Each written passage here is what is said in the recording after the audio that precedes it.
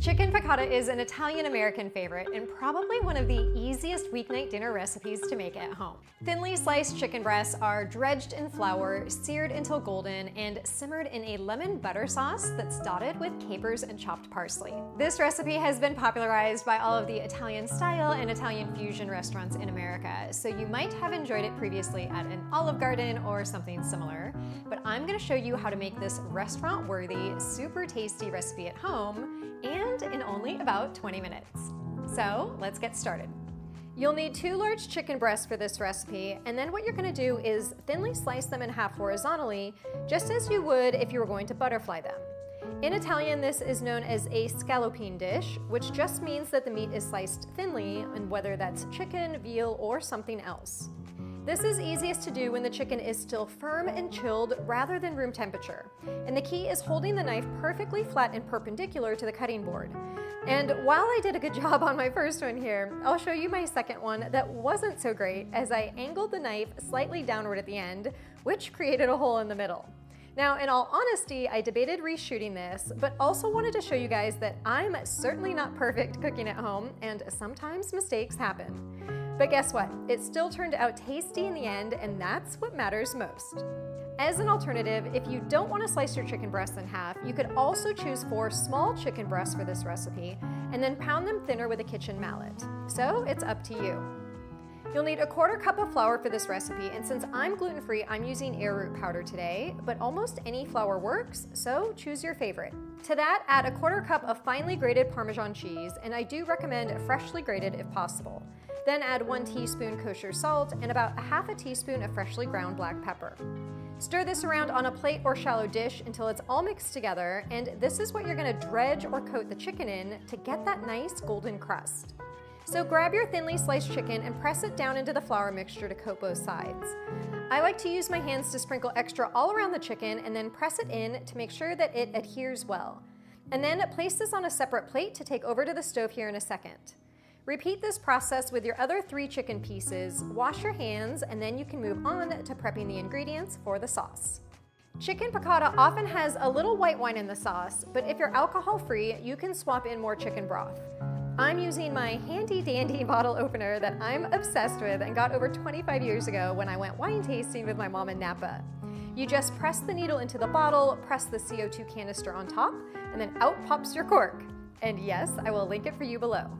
But back to the sauce. You'll also need 3 tablespoons of lemon juice, which you should be able to get from about 1 lemon.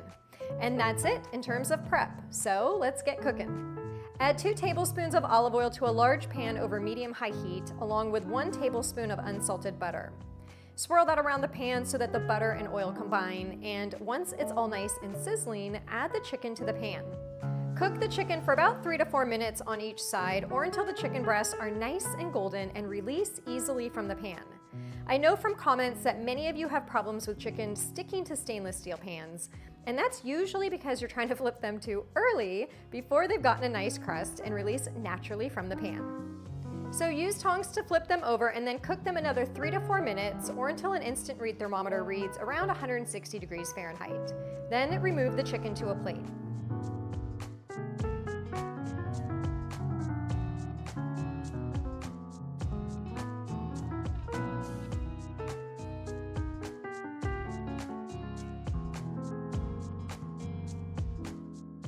Pour in 1/2 cup of white wine, which should also deglaze the pan and help to remove all those tasty golden bits from the bottom, and add 4 garlic cloves. I like to mince the garlic, though you could always thinly slice it as well if you prefer bigger pieces. And then stir that around until it comes back to a simmer and is reduced by about half, which should take a few minutes.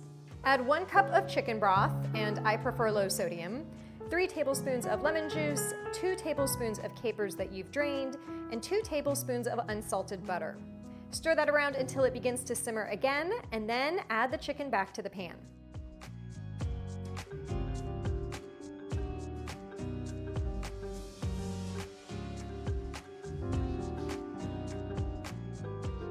Spoon the sauce on top of the chicken, infusing it with that buttery lemon goodness, and let it simmer for 1 to 2 minutes until it's warmed through. The sauce for chicken piccata is not meant to be a thick sauce, it's definitely more liquidy, but if you prefer it slightly thicker, you could also whisk in a smidge more flour. And look at that, your chicken piccata is done. I told you guys this was a super easy recipe. You can serve it straight from the pan or add it to a serving plate.